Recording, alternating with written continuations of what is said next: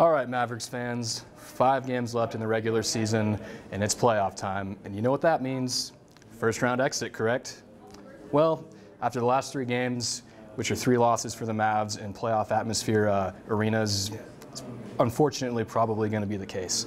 But before you panic and before you say tear this down, just one note for the apologists. This is actually probably the best Mavericks team we've ever seen. At least the best we've seen since the late 80s. But guess what? Unfortunately, it's not good enough. You got Dirk Nowitzki, surefire Hall of Famer. You got Jason Kidd, another surefire Hall of Famer. Then you got a load of other former All-Star veterans pieced around that core. Unfortunately, the window for the Mavs closed quite a while ago. Mavs should have won 2 titles in 06 and 07. They blew it. Blame it on Avery Johnson. Blame it on Mark Cuban. Blame it on clutch play not happening for the Mavs with Jason Terry and Dirk Nowitzki. But the simple fact is, you got LeBron James in Miami, you got his gestures with him, you got a triumvirate in Boston, you got Kobe Bryant and Paul Gasol in LA.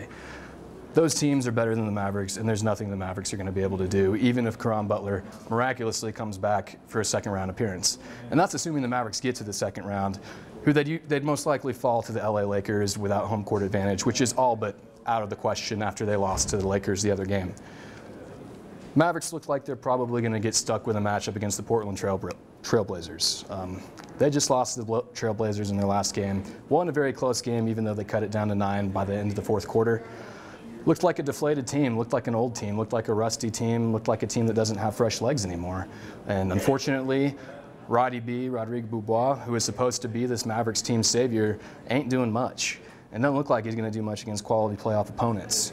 You got Dirk Nowitzki and Jason Terry's 2-man game that has been so dominant all season in the 4th quarter being picked apart now by quality opponents. You look at the remaining schedule in the regular season. You got home games against Denver and the Clippers, a game against Phoenix, a game against Houston, and a game against New Orleans. And these next 5 games, is it going to be enough of a tune-up to be ready for the playoffs? I don't know. We'll see. But either way, it's probably going to be a long first-round series for the Mavs if they even get by. Then guess what? It looks like they're playing the Lakers in 7-game series, and it looks like they're not going to have home court advantage. Their big men, unfortunately, even though they can match up fairly well, aren't as good. Paul Gasol has been dominating Tyson Chandler. Bynum looks like he's the next Shaq out there in the last 10, 15 games of the season. And unfortunately, we still have no answer for Kobe Bryant. Jason Terry's been cold throughout the stretch. He's been cold throughout the last 3 rounds of the 3 years in the playoffs.